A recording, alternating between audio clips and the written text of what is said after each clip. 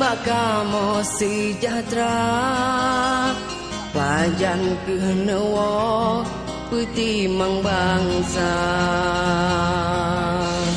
nikalan Aceh tengah jinoru yang raya rakyat lam nanggro menderita.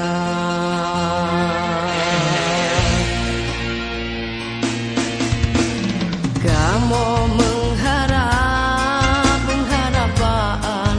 nanggro ketimang kedro Aceh pusaka